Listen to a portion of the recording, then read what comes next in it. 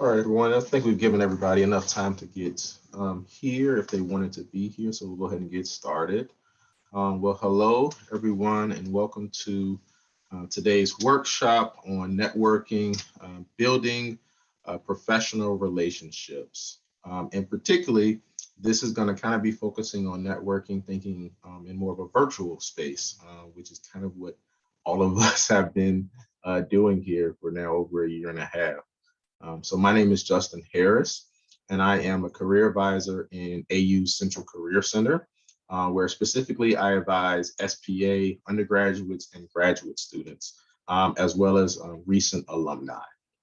So in developing this presentation, it first was kind of a little bit challenging for me, as you know, not with necessarily developing the content, but more so trying to place myself in the shoes of some of you all as the audience, which I'm assuming that some of you are definitely undergraduate students, maybe some graduate students or alumni, but you're probably attending this because networking may be something new to you, or you're trying to enhance that particular skill.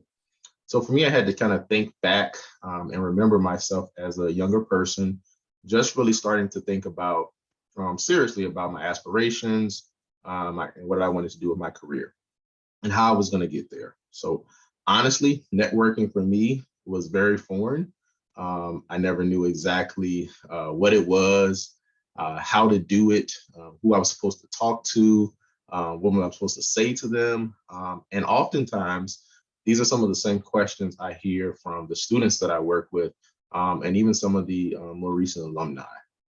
So I've designed and put together this presentation in a way that really seeks to get you to understand the importance of networking and its value for you, as well as for you to really leave with some actionable steps that will help get you started and moving forward in networking. So I encourage you all to take some notes. I don't put a lot of text on all my slides. So I do a little bit more talking and facilitating, but I want you all to make sure you're walking away with some concrete steps. So make sure you're taking some notes.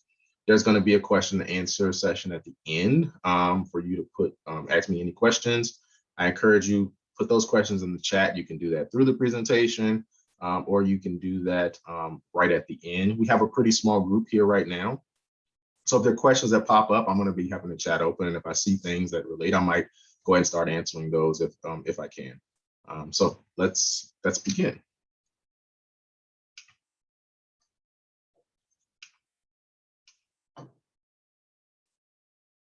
Okay, so what are we going to be covering in this session? First, I really want you all to leave with a clear understanding of what networking is and why it is a valuable professional skill for you that can help your career development process in your job or internship search. We're going to go over resources and tools and steps for initiating networking, and specifically virtual networking, and how to best utilize them in some ways that you maybe never have had to thought of them and using them before in that way. Also going to talk about developing your virtual networking strategy, which includes growing and maintaining professional contacts. So first, what is networking? Excuse me.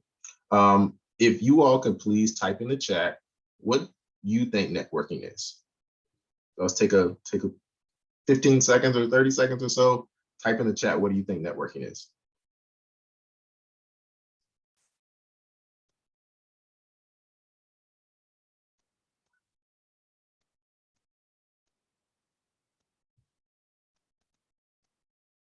Doesn't have to be long, drawn out definitions, just quick. Okay, we got some coming in here.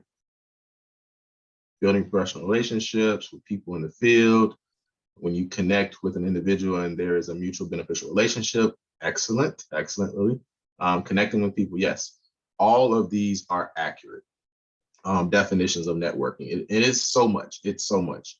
To kind of simplify it, and it's the way I think about networking sometimes, is networking, it's a skill. It really is a true skill. And with any skill, you must work to develop and strengthen it. Okay, it's a skill. Sometimes people refer to it as a tool. I sometimes use them interchangeably, but it's something that you're going to be able to use throughout your entire life. and you should be using it as a tool throughout your life. So further, let's go a little bit deeper into networking. It really is a process, and I'm underlining process because it's not just something that you do once and it's done. It's a process. It takes steps. It takes time. It's something that you develop. And you need to learn the art, the art of cultivating relationships with people. That's a big part of what networking is about. Somebody mentioned building relationships. Definitely very much about building networking relationships, and they're mutual beneficial relationships. Part of networking is letting people know that you're in the job market. Usually, if you're networking, you're doing that for a particular purpose. And it oftentimes is to advance in your career, find internships, jobs, transition careers, or learning about different opportunities. So it's a way to let people know, hey, I'm in the job market. This is what I'm looking for. And this is potentially how they can assist you in that process. Networking allows you to describe, explore, and clarify what your interests are. So by networking and talking to people, you learn more about what's out there. You're figuring out what you want to do. I know as a freshman, and even sometimes, honestly, as a senior, I wasn't exactly sure what my career would be and where I would be going. But networking is a way for you to kind of clarify what those interests are, what things are matter to you, what are valuable to you in your career, and what do you want. It helps you outline, as I was saying, the type of work you prefer. So by networking, talking to professionals that are already doing jobs or in career fields that you maybe have some interest in, it helps you to get a better sense of what does that kind of job entail? What is it like? And do you prefer this type of working environment versus some other? So networking allows you to do that. And really, it is the opportunity to ask for career advice and assistance to really help you achieve your goals. So networking really can occur both in a traditional sense of in-person meetings, events, other activities. However, as you know, all of us in some way have experienced, there's quite a change in how we communicate with each other. So being able to network online or through some virtual tool is really an essential now. And that's why I'm going to focus a lot more on the virtual, remote, online kind of aspect of networking. But just know that networking can still happen in person, and it does happen in person. But now you're going to see more opportunities that is going to be more of the virtual aspect or online aspect of networking. So let's talk somewhat about the value. And I'm putting everything up here right now because I do want you all to kind of take this stuff down and take notes on these pieces. So I have it all up now so you can do that while I'm talking. So and looking at the value of networking, I'm sure some of you have heard kind of the common phrase that it's not about what you know, but who you know. I heard that literally all my life growing up from family and friends. And I've also heard it said in this way: it's not who you know, but who knows you. Either way you look at that, both phrases are really just emphasizing the importance of relationship building, which is a big piece of what the networking is and why it's valuable. But the other aspects look at this. First, it helps you present the opportunity to learn about an industry or potential career opportunities. Really important piece. I'm new to college. I'm new to this particular career field. I'm trying to learn more about what's out there. What are opportunities for me? What are jobs? What are internship experiences or programs that I can get involved in that are going to help me advance professionally or develop certain skills that I'm trying to do? It helps you to do that. And the reason why it's valuable is that it really does help you establish relationships that enable you to stand out in the crowd and slew of people that are competing for these same opportunities. So you absolutely will be competing with others across the world for jobs. And it's important that you have already built positive relationships that will separate you and help you raise the top of an applicant pool for opportunities. So networking it allows you to do that. It sets you up in that way that you can do that. Networking is also valuable for you, but also the employer. So it assists the employer in actually developing a candidate pipeline. These are basically, in a sense, maintained list of qualified candidates that particularly an employer will start to pull on when they're hiring for future jobs and internship opportunities. So you want to be in this candidate pipeline. If you're not networking, oftentimes you're not getting in that pipeline because people don't know you're interested in this. People don't know who you are. They don't know your background, your skills, your experience that you can bring. So you want to get in these candidate pipelines. As well as it can open the door to the hidden job market. And there is a such thing as a hidden job market. The hidden job market essentially is those jobs that are never really advertised to the public. And the only way people really find out about the opportunities or the way they're filled is through contacts formed from networking. This hidden job market can really directly tie into that candidate pipeline that I just mentioned. So I'm reiterating this again, but I want to think about it in more of a visual context because I'm somewhat of a visual learner too. Networking, as I said, is the start or continuation of building relationships. So it's not only just the initial, hey, I talked to someone, it's about furthering, continuing those great positive relationships with people. And just like this puzzle piece in the background of this slide here, one piece connects to another to build this particular puzzle. And it takes time. You're building on it. You're adding new pieces to it. Just the same as building your connections through networking. It's a process. It takes time, and it's something that you're going to build on. So let's talk about some more strategic steps with networking. When approaching and trying to strategize how you're going to network, and the first thing that I would tell you to do is really think about who you want to connect with and why do you want to connect with that person? What is the purpose of connecting with them, with these particular persons? Are they in a particular industry, in a particular career field, or something of that nature? So think really about like, why am I trying to talk to this person or this employer, whoever that may be? Really have a reason and a purpose, and be kind of strategic with that about why you're reaching out to them. Leverage your current network. I'm sure some of you remember the movie Shrek, but I don't know if you remember this actual reference that he did. Shrek as an ogre, which he was, he said he was like an onion and he has layers to him. I look at networking as the same way with your current networking contacts. So you have a few different layers, excuse me. First layer, I consider those to be your strong ties. So these usually include your family, your friends. It could be direct colleagues. It could be even faculty and staff, maybe that you have a strong, close relationship with. That's usually your first tight, close-knit network. Then that second layer for you comes as more of the dormant ties. So these may be former colleagues, former classmates, maybe from high school, maybe if you're already out of college, former classmates that you maybe don't stay in touch with as much. Could be those faculty and staff or some casual acquaintances kind of come in that second layer of contacts. And then your third layer, which is more your weak ties, these may be very new professional contacts or acquaintances that you made. Maybe you only met somebody once at an event, or somebody introduced you to someone, but you really haven't communicated with them much at all at this point.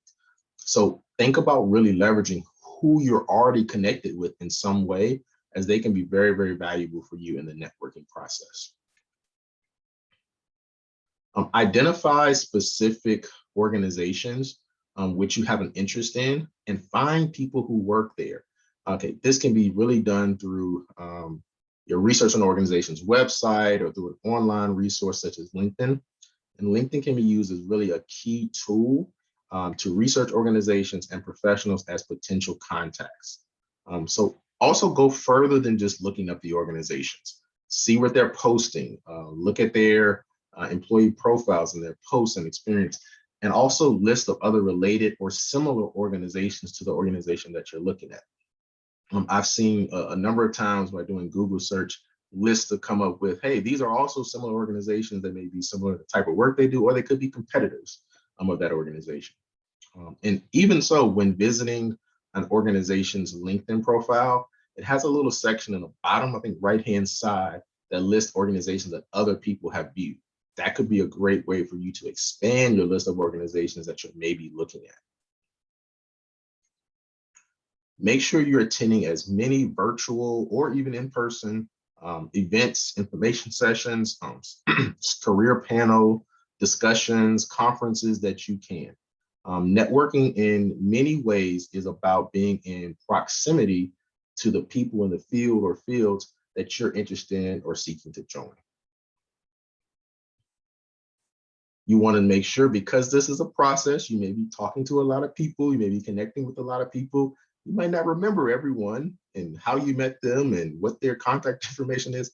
So start making lists of people that you want to connect with as you're reviewing websites and looking at organizations and going through LinkedIn profiles. Start creating lists where you found these people, who they are, where they work at, so you can kind of keep yourself organized in this process. Definitely start to do that. And I'm going to share a resource with you later on that'll kind of help you with that part. And then lean on your mutual connections if you have them. So your mutual connections would be, say, I'm connected to this person on LinkedIn or Facebook or whatever way you're connected to them. And I see, hey, they have a mutual connection as somebody that works at this organization that I'm interested in, or somebody in a position that's like, hey, I really would want to talk to this person. Ask your mutual connection if they would be willing to introduce you to someone new that you would like to speak to, and have them kind of facilitate at least the initial connection point. And then, of course, you carry it on from there to actually set up a meeting and talk to that person, however you decide to do it with that individual. But those mutual connections can really help, because me as a person, I'm going to be more likely to talk to someone where someone I already know, have a relationship with that's good, and saying, hey, I think you should talk to this person. I think you should connect with them, as that could be a good person that you can help, or that they can help you. So definitely look at that. So you're probably asking yourself now, or asking, Justin, okay, how can I make my virtual networking effective or meaningful for me? And then the first thing that you can really do with that is develop yourself an elevator pitch. Okay, create an elevator pitch. Elevator pitches are basically a short statement. This could be about 30 to 60 seconds about your academic or professional achievement and intended goals. With the elevator pitch, you want to mention one or two relevant top skills that you have. So usually with that, you're going to give an example of a success or an achievement. This is typically done in the form of a short story that you can easily remember. Okay, include the value that you would potentially bring to an employer if you're talking to someone from a particular organization, based on that skills that you have or that you mentioned to that person. Since you likely are giving your pitch for the first time and you're meeting someone, if you're a student, make sure that you're stating your name, your major, your academic year that you're in. If you're a professional and you're kind of already out of school, this may include your degree or degrees that you received, your current role or job that you're in, or other relevant aspects of your professional background that you want to share. And ultimately, with your pitch, it should really answer these three questions. What are some of the things from your relevant experience about which you're proudest? What about your present experience energizes or motivates you? And then what relevant experience are you looking forward to in the near future? Elevator pitch is very much about branding and getting your message across. So you want to demonstrate who you are, which is your brand, in that concise 4 to 5 sentence statement. Your pitch should really also be adaptable so that you can adjust what you're saying, so that it is relevant to whoever the audience is. Okay. So for example, you're speaking to two different professionals from different organizations that maybe have a very similar but maybe different focus or mission, or are in different industries. That pitch you're going to give is not necessarily going to be exactly the same. So you want to be able to get it to a point where you can easily adapt that pitch to whoever you're speaking with. Now, this does take time. It takes practice. You won't necessarily get this down at the beginning, but it's something you can definitely work on. I highly recommend that all of you all, at first, when you're starting to develop in your elevator pitch, write it down. Write it down as you're trying to get the wording out, exactly what you want to say, and make sure you're hitting on the correct points. It's important also to try to end your pitch with a question to spark additional conversation, because it's not like you want to just ramble off your pitch and then it's like, okay, well, what else? Get an ending question that's going to kind of spark additional conversation from that. And I'm going to share with you all now a resource in the chat. I'm going to put a document in here that has a kind of a sample and a kind of a tutorial about creating your elevator pitch.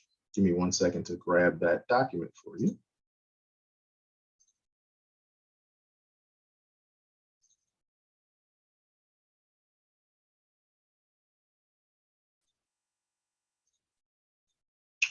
All right, creating the elevator pitch. Okay, so all of you also see that document in the chat now as a PDF. Please grab it, download it, save it on your computers. Moving forward, here's a couple samples. Hi, my name is Robert Stevens. I'm a political science major at American University. I'm very active with several student organizations on campus, including serving as vice president of the student government. I also have experience working on senatorial campaign where I interacted directly with the public information officer. My goal is to become a community organizer in the Washington, D.C. area. And another, hello, my name is Megan Smith. I'm currently a senior at American University, majoring in justice and law. And I spent last semester as an intern with the Arlington County Police Department's Youth Explorer program. I have discovered a passion for working with youth, and I'm looking for a position where I can utilize my criminal justice background to promote positive social change. So something as simple as that can be a good introduction of yourself to a potential networking contact that you're either meeting with in maybe an information interview or that you're meeting with in some type of event or other experience. So next, let's talk somewhat about the actual informational interview. And I highly encourage you all to do informational interviews. If you are underclassmen, first year, second year students, you can start doing the informational interviews now. Don't wait until you get to be your senior year or you're a grad student or whatever the case may be. Then you start thinking, oh, I got to get a job. Now I got to start networking. No, networking is something that you should already start doing. And informational interviews are a great way for you to have those professional conversations, okay? And my recommendation is that you have kind of 3 goals as you approach doing these informational interviews. 1, get targeted advice that you're seeking in regards to the career, industry, the job, whatever it may be. Try to get referrals to additional contacts, and as well as start the process of establishing a mutually beneficial and meaningful professional relationship. So with networking, as I said before, it should be mutually beneficial. So both ways, you're getting something from it, they're also getting from it, something from that relationship. That is going to make for a more effective networking relationship. So request a brief meeting. That's what you're going to do in an informational interview. Usually something that's along the lines of 15 to 30 minutes or so. This can be either in person, over the phone, Zoom, whatever other medium or tool that you feel most comfortable with using and they agree to. And you want to provide in that, when you're requesting this, especially if you're doing it virtually, like over LinkedIn or sending an email, a brief introduction of yourself, as well as stating why you are connecting with them, because that's going to give them more insights into, hey, why is this person I don't even know reaching out to me? I'm going to be more apt to want to actually, yeah, I'll talk to you if you give me a little bit of information about why you want to talk to me and as well as who you are.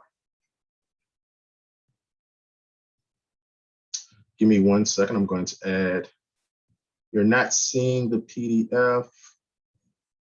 Okay. All right, I'm going to add another one in here too. Don't worry about it if you don't get it through here. I'll send a follow-up email out to all the participants with all of these PDF links if you're not getting them. So my apologies if it's not coming through the way it should be. But next, I'm going to put into the chat actually some sample outreach messages for when you're initiating these informational interviews.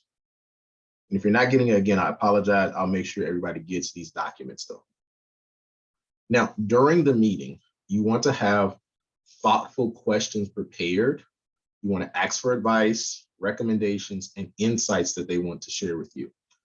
Sometimes it is really helpful to share with them your interests, goals, aspirations, as it really gives them context and creates space for a more engaging conversation for you all to have. Ask for referrals, as I mentioned before, to other people that they think would be valuable for you also to speak with. That helps you build your web and gain leads to other potential networking contacts. Try to also learn about them as well throughout the conversation. Ask them about what led them to this career path. What other careers did they maybe consider and why? What do they see as the future job outlook within the industry that they're in? That's going to really be helpful and meaningful questions for you as you're maybe thinking about approaching that same kind of career or others. And a few other tips. Don't be shy. this is that opportunity that you had to really talk to someone, especially if they sat down and agreed, yeah, I'll talk to you. Don't be shy, don't be timid. Make sure you're engaging with them. Try to do more listening if possible than talking. So you really want to practice being an active listener, meaning even though they're talking, you ask them a question, they're talking, don't be thinking about your response or your next question. Really sit down and listen and take in what they have to say. I recommend, and I know how I can't remember stuff, everything that somebody says. I take notes. I'll have me a little paper pad, little pen that I carry with me. Sometimes I do notes on my phone as well. Whatever you feel is most appropriate. Take notes. Ask them too if they're okay with you taking notes as you all are having discussions, because some people may not be, as willing to for you to do that. But just ask, make sure you get the permission for them first, and then take notes if they allow you to do that. And lastly, attempt to establish a channel or means for future communication. So, if it was a great conversation and you definitely want to talk to them again, ask them, are they open to continue conversations? And if so, what are their preferences for communication? Would they want to do it in person? Would they want to do it over the phone, Zoom, text message, email? Ask them what would be the appropriate way for them to communicate with you in the future.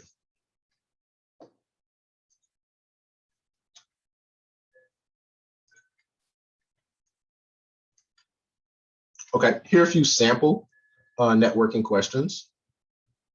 So I just want to give you a few samples to see kind of what are some of those questions that you would talk about in the session. What do you most love about your job? What advice would you give to someone who's interested in the field?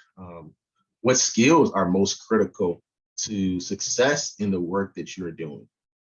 All of these kind of questions, these are just some examples, but these are insightful things that can really help give you some more information. I'm always interested in what books people are reading right now.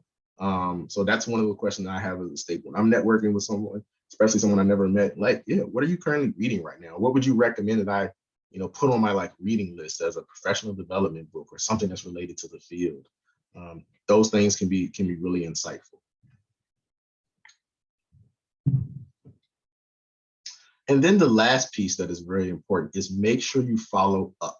Okay, make it a point to check in and follow up with the contacts, especially new contacts, thanking them for taking the time to speak with you, and update them on the progress, update them on your progress. If it's an internship or if you're just doing general networking or job searching, let them know how it's going. I always want to hear feedback from people. Say, hey, we met, I gave you advice. Did you take that advice? Did you use it? How did you use it? Has it been helpful? So keep them updated.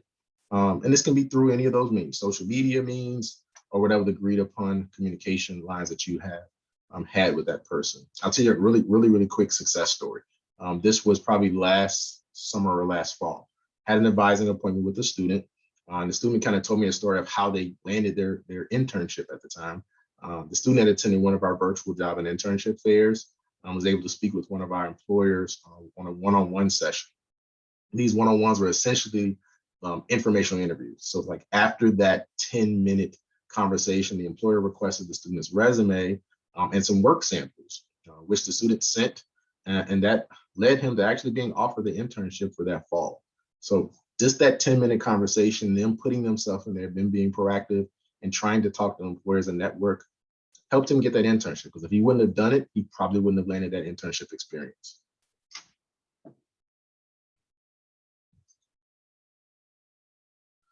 Quickly, talking about social media in your networking strategy, and how it's valuable. So I know most of you probably maybe already using social media in some ways, but maybe not in a professional means. That you may be using it maybe in a sense more to communicate with family and friends and those things. And I understand that, and I have a social media account where I have that. But social media is really a powerful resource for networking. I encourage and really challenge all of you to really reinvent how you're using social media. So it was a number of years ago where I had a conversation with one of my professional mentors, and it really completely changed how I was using social media at the time and how I've continued to use social media. I actually now have, I don't have a lot of social media accounts, but the ones I have are all professional-based accounts where I'm using those to kind of follow employers that I'm interested in, or networking associations, or particular professionals that I'm interested in because of the work they do. So I'm always thinking about using my professional social media accounts as a way to kind of brand myself when I'm posting things about the field that I'm in, which is career development. So I've really changed up how I used it. So it really can be a key professional tool, as it really gives you the chance to connect with potential recruiters, hiring managers, and potentially other decision makers within organizations. Some organizations even have social media accounts where specifically they're posting job opportunities with their organizations. It really does attract potential recruiters. It's a way for you to kind of get connected with them, find these recruiters, for them to also kind of evaluate who you are. It helps you identify and maintain potential contacts for professional networking. And I really do recommend trying to find professional groups and get involved with their community discussion boards. So sites like Facebook, for example, LinkedIn, they have these particular kind of professional networking boards, which allow you to communicate with others within the industry. And I used to do this too. When I had a Facebook account, I don't anymore, but there were a group on there of members of my fraternity who all worked in higher education, and they would share job opportunities. They also had like a listing of where people that were in the group were at. So I knew if I went to this campus or I went to this campus, who I could at least connect with there to talk to. And I wouldn't feel like I was alone or didn't know anyone there. So get involved with professional groups as much as you can and join these community discussions that they may be having. Okay, LinkedIn. I'm sure most of you have at least heard of LinkedIn. I don't know if everyone has an account. If you don't, you should absolutely create one. I can give you some resources for that and give you some guidance, or you can meet with any of our career advisors and get some help with developing your LinkedIn profile. But in this day and age, I consider LinkedIn to be one of the most valuable tools for networking. So 4 steps for you to take with LinkedIn. First, like I said, create a profile, and really a profile that expresses who you are. So ask yourself as you're developing it, what do you want someone visiting your profile to remember about you? Okay, so keep that in the back of your mind. As you're approaching developing this profile, what do you want people to remember? Is it something about your skills? Is it something about your education? Something about what you're hoping to achieve professionally? What are your experiences? Think about how you want to showcase yourself on that. It's about developing a good, well-branded profile. And that's what you want to do with LinkedIn. Grow your connections. So building connections on LinkedIn. One simple way that you can do this is that AU actually has an alumni database where you can search for alumni using specific search terms, location of where they work at, and geographically, places they work specifically, and even what they studied at AU. So I recommend that you definitely utilize that as a way to, in a sense, find alumni to connect with. Let me send you all a link right now in the chat that takes you to that specific place on LinkedIn. Now, you do have to have a profile to actually go and see it, but that's at least takes you directly to that alumni database link. Next, join relevant groups. I had already mentioned this kind of before in the next slide, but I want to talk about it in regards to LinkedIn. With LinkedIn, they specifically have a groups button that you can pick to see different groups. You'll find many more groups that are professional related groups on LinkedIn than you would maybe a Facebook. But this is an excellent way to learn about industry outlook in terms of hiring trends, new innovations that they may have, and other happenings within that particular industry that can really help you be more informed about what's going on. It also presents the opportunity for you to interact with more people who share your professional interests or work in the same industry that you're seeking to get involved with. And then lastly, engage with people through LinkedIn by posting relevant content and commenting on others' posts. I check my feed rather consistently, and it's largely because of the work I do in career development. And I've seen so many of my contacts now sharing advice, sharing resources, articles, professional accomplishments that they've achieved, so such as like new skills-based certifications, But making comments on these kind of posts and doing your own posts presents the opportunity for you to engage with others. And even through a simple post, you create a touch point with people that can result in leads to future employment opportunities. So, I know people sometimes you would post stuff on other things, but you maybe, I don't want to post here, I don't know what to say. Sometimes just sharing, hey, this is a news article that I found that's relevant to your interest or your research or whatever. That kind of stuff can be, great touch points to. So, okay, you're making yourself now somebody that I want to be connected to because you're sharing information that's also I feel is important to me or something that's important to what I do professionally. Sharing another document with you is I'm going to share two, a LinkedIn tip sheet as well as an etiquette guide.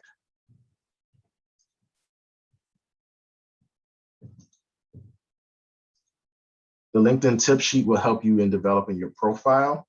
And the etiquette guide has kind of like some frequently asked questions, but it talks about like how to approach different things in regards to using to LinkedIn. A couple of other valuable resources for you to help you find more networking contacts. So first, Alumni Fire.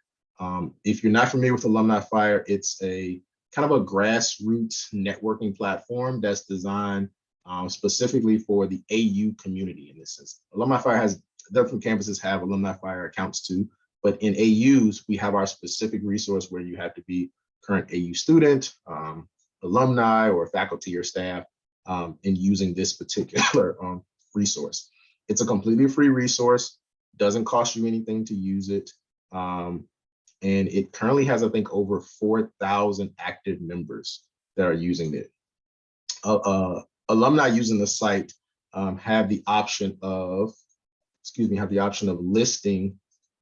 You can see there in that link with the arrow, what they're available to help people with. So it could be general career advice, mentoring, reviewing resumes, and doing introductions, informational interviews.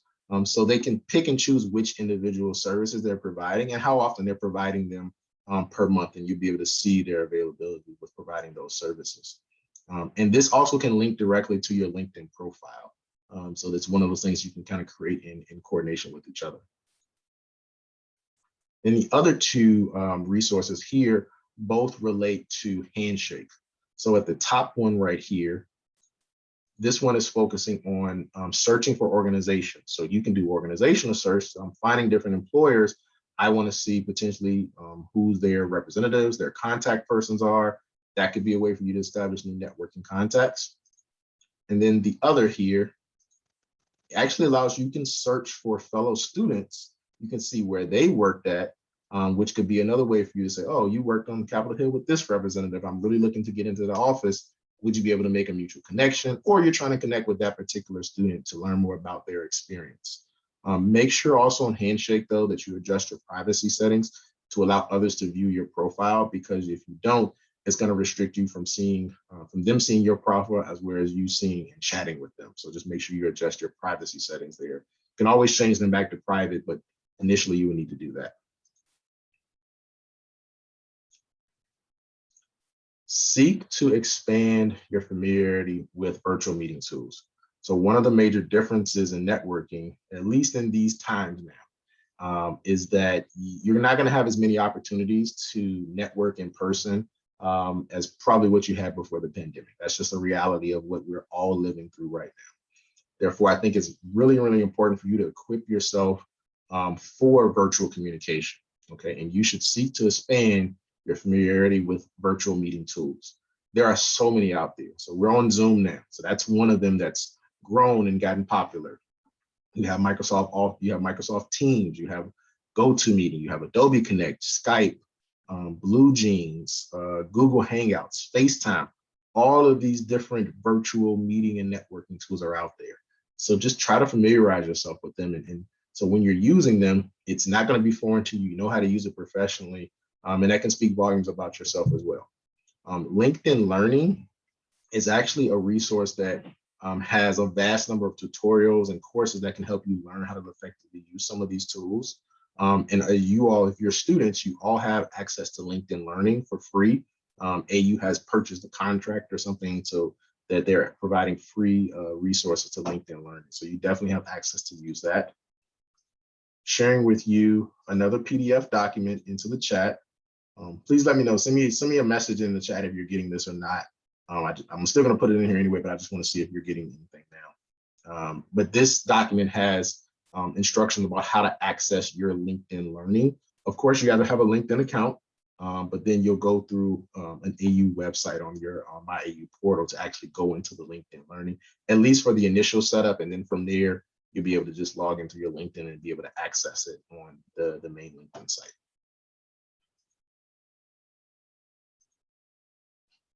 All right.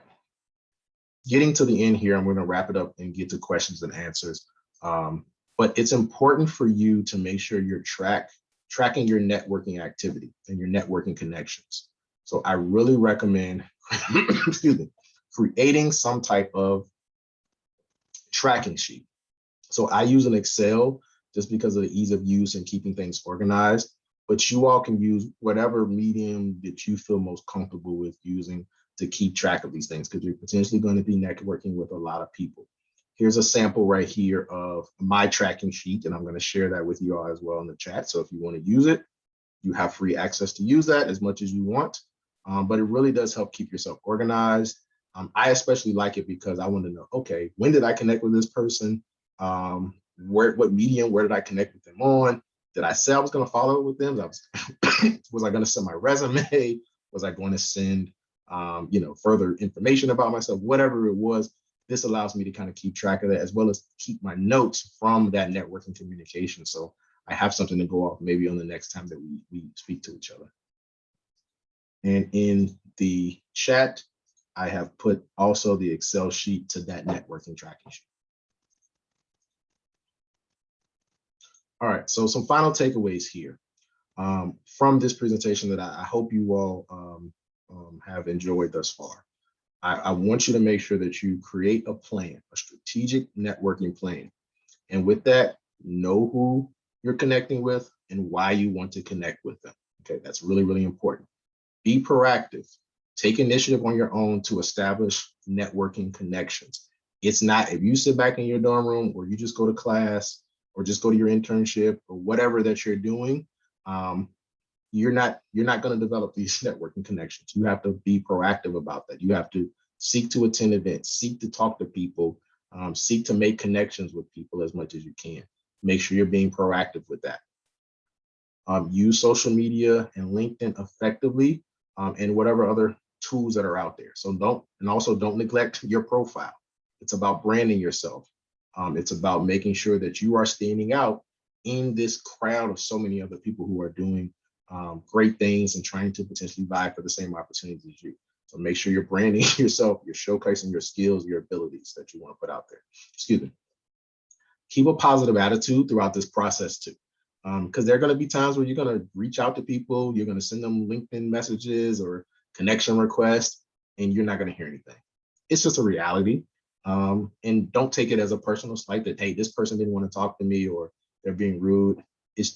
People are busy, they have their lives going on. And sometimes not everybody wants to be in a networking kind of relationship with other people as much as some others might. Don't let that get you down. Stay positive throughout the experience. Stay positive when you're networking and talking to people, and look at it in that positive approach. I think that's going to help you with your attitude, because I'm going to be more willing to talk to somebody who's upbeat, positive, has an energetic attitude than somebody who's like, well, I'm never going to find any jobs and networking is pointless and nobody talks to me. Probably not going to be the best attitude when approaching this. And then lastly, remember that networking is a continual process that you will be doing, honestly, throughout your entire careers. It doesn't stop after you get that first job or that second job. It's something that you continue to do. I've been out of college for over 10 years now, and even out of grad school for almost 10 years. I still have to network. I've been in 3 different career fields throughout my professional experience. Networking has been a vital piece of my progression through each of those career transitions and changes that I've had in my career thus far. So it's something that you will continue to do. Okay. And with that, that's all I have. Do you all have any questions?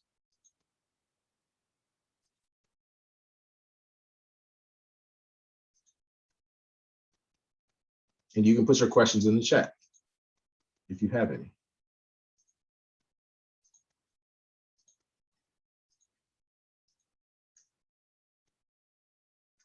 Let's see. Okay, we got one question. It says, when should I send a request on LinkedIn after meeting a person? That's kind of up to you in that when exactly you want to do it. And maybe if you had a great conversation, you got an informational interview, or you met an employer through a career fair or networking event, whatever it may be, that same day, if you want to send something later that evening, especially if you talk to the person and say, hey, maybe in a conversation, you say, are you on LinkedIn? Is that okay if I send you a connection request so we can have that connection and further connect? That's fine. So it's kind of up to you and when you want to do that. And even if before you've met somebody, if you haven't had a meeting with them, and you found someone on LinkedIn, it's okay to send a connection request. I always, recommend putting in a note. Automatically, when you do a connection request to anyone on LinkedIn, it's going to ask you to put in a note before you send the request. Put in that note, especially if it's somebody you've never met before, you don't know. Put in a note, briefly kind of giving who you are, why you're trying to connect with this person, so that comes with the connection request, because they're going to be more likely from there to actually add you as a connection. And then when they add you, that kind of opens the door now to say, okay, they've added me. Now I can maybe send them a direct message where I maybe request that first initial meeting or discussion or conversation or whatever you want to have with that person. Next question, how do you deal with awkwardness of cold emailing? I know it can be kind of awkward sometimes when you're just reaching out to people directly, and especially for someone you don't know. It's a weird thing of, and this is going to sound probably weird, get comfortable in being awkward, or even get comfortable in being a little bit annoying to people sometimes. Not annoying to the point where like they never want to talk to you and you're emailing them constantly, hour after hour after. That's too much. But be comfortable with sending that initial message. Maybe if you don't hear something back from them initially, send another message as a follow-up in a day or two, just to say I'm following up. And then from there, just kind of let it go if you want to send something else again. But kind of, it might be a little bit awkward at first. These are people you don't meet. I think the best thing is being authentic and being honest and reaching out to people saying, I'm a student, I'm not exactly sure, I'm new to this networking kind of thing, but I'm really trying to make some connections and learn more about people. And I see you do this, and I'm really interested, and I would love to talk with you to just learn more and see if you're willing to help me out in my experience and give me advice. Something as simple as that. Being honest with it is a very good way to go, because it's just, I'm being me, I'm being who I am, still being professional with it, but just be authentic and be honest in the approach that you're going to take. Also to that end, is it appropriate to add a person on LinkedIn that interviewed you for a job you didn't get? Oh, absolutely. Why not? Maybe I didn't get this job. There might be another job that comes around. It wasn't necessarily, maybe it was you that was the reason why you didn't get the job. They maybe had another great candidate and they went with that other person. Sometimes it's multiple people that are making some of these hiring decisions. I don't think it's awkward to send the connection request, especially if it's in a field, an industry that you're interested in. You're still professionals potentially in the same field, or you're wanting to be a professional in that field. You never know also how you're going to come across people again in a later time period. You might definitely be running across people in other settings, especially if you stay in the same field. I've had a number of times where it's people that I met early in my career. Sometimes we're working at the same place. I left or they left. It's been 5, 6, 7 years since we both worked together. And then we run across each other at a conference, or they end up contacting me saying, hey, I'm looking to apply for a job at this place that you're at now. You never know what the connection may be. So always think about having, and that's why I was kind of go back to being positive attitude versus being a negative attitude, because you never know when you're going to cross people again. You don't want to burn bridges. So yeah, I don't see an issue with connecting with someone that from a job that you necessarily didn't get. Now you can submit a connection request. They could not accept it or deny it, but that's not your problem to worry about. If you want to connect with them, put the connection request out there.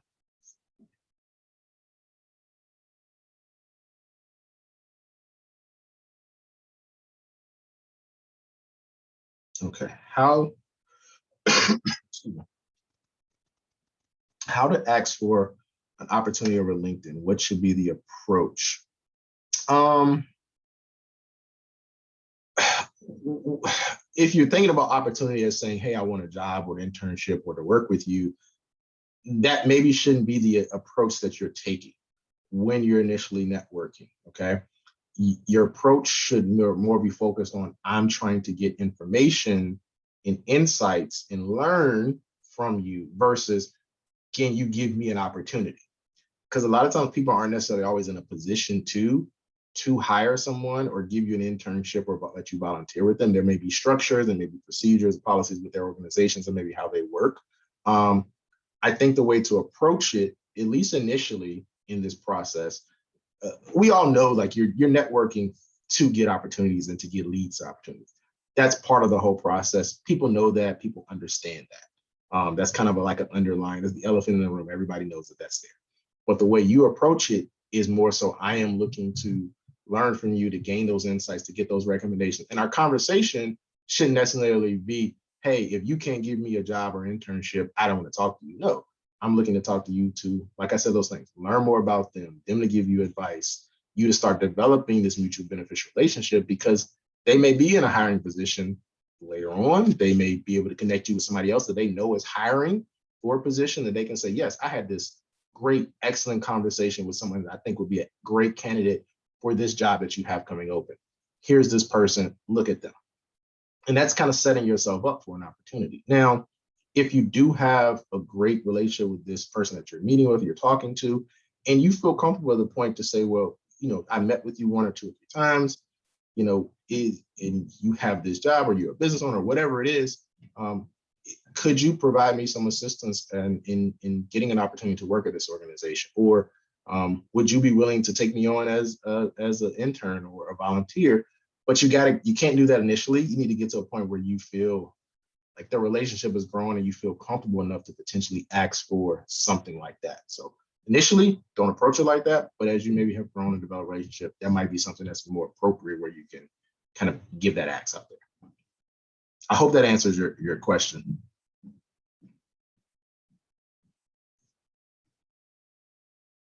You're welcome. Any more questions at all? We got a few more minutes here left for this session. These are excellent questions, though. These are really, really good questions.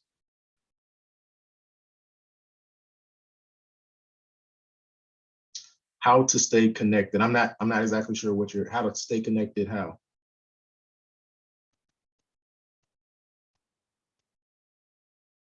Are you referring to staying connected with a networking contact? Okay. That kind of goes back to what I was saying in the presentation about making sure that you're kind of following up with people. So I look at it like having kind of a check-in system or something like that, where maybe like I'm not contacting you every single month or every week or something like that, but maybe I make a point to keeping that organizational list of contacts that I have. Of course, also establishing, saying, hey, is it okay if I continue to communicate with you? If I is it okay to reach out and have continued communication? Make sure you kind of have that okay from the person, and then make it a point for you to do check-ins. Maybe it's a check-in every quarter, every 4 months within a year or something like that. Maybe I check in every 6 months or once a year, depending on, how often you feel like you want to check in with this person. And the check-ins can be, one, I'm updating you on what my current status is. I graduated, I got a new internship. I'm just telling you about that experience and how great it's been. I'm checking in with you also to see, well, how are things going on with you in your life, in your professional career, with that employer? How are things going on?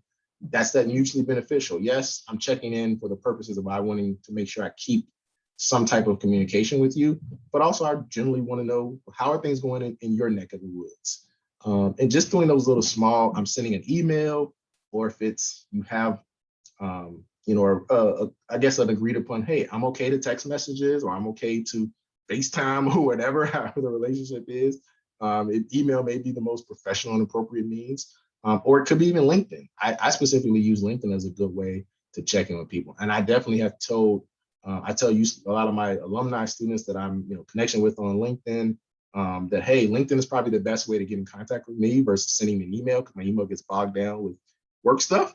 But send me a LinkedIn chat message and I'll see that on my phone. I'll see that on my iPad. I'll see it on my computer, and I can follow up with you in that way. So just make sure you're having kind of some type of consistent check-ins or checkpoints with people and following up. Maybe you all have, sometimes you can develop a deeper mentoring relationship with individuals, and you maybe have more frequent kind of checkpoints and connections with them if they want to be in that role, the mentor-mentee relationship. And that's something that can happen, with networking. That has to be agreed upon by both of you all, though. And maybe you do more frequent things. Maybe you do coffee, one Sunday a month or something like that, or one Monday a month, or whatever it is that you establish with that person. But you have to be intentional about that, and you have to kind of ask for that and make sure that's okay. And be intentional about making sure that you're following up. I know life happens. Put it on the schedule. You got reminders, you got calendars now where you can keep track of doing these things. Next question, let's see. Is there a timeline that's best for checking in to maintain connections? You mentioned quarterly, so I was wondering if that was a timeline you think is best. It really depends on you, your schedule, and maybe what is appropriate for the relationship that you have with that particular person. Because you don't want to annoy people to the point where it's just like, why does this kid keep calling me every single week? That might not be appropriate, especially for connections that might not be in that, as I talked about, those kind of first, second, and third layer. If it's a third layer connection, maybe not that frequently every day. First level, like as a family friend, very close person, that might be okay to check in more frequently. So you kind of have to establish what you feel is best for you within that person, that relationship. I would at least say, if you want something that's kind of general across the board for connecting with people that are maybe in your kind of second layer or third layer of connections, I would check in at least probably twice a year or so. Maybe I do it in the spring, maybe I do it in the beginning of the fall, something like that. You can also look at it around like, hey, we have so many big different points of the year. You got holiday times, you got, hey, semester starting, graduation time, summer's here. So maybe you establish like, hey, I'm going to check in with you sometimes on certain holidays, just to say, hey, how are you doing? Happy Merry Christmas, Happy New Year. Checking in with you just to see how things are going with you, your family, everything's good there. Here's what's going on with me. So you can kind of create your own schedule with that. But yeah, that's the advice I give with how frequent you should do it. Excellent questions. Okay, great. Well, we're at 3:00 now. You all have been amazing. Thank you for the questions and the interaction with the presentation. I hope you all learned and took something from this. The session has been recorded and it is going to be posted on the Career Center YouTube. I ask that you give us at least a couple days to get it up there and upload it, but that will be up on the Career Center YouTube feed. I'm going to follow up with my colleague in the Career Center that does our programming to make sure that you all get the documents and links that I put into the chat. It seemed there was an issue there. So we're going to make sure we send you a follow-up email since you are participating with those resources. So thank you, everyone, and have a great weekend. You're welcome. You're welcome, Lily. All right. Bye, everyone.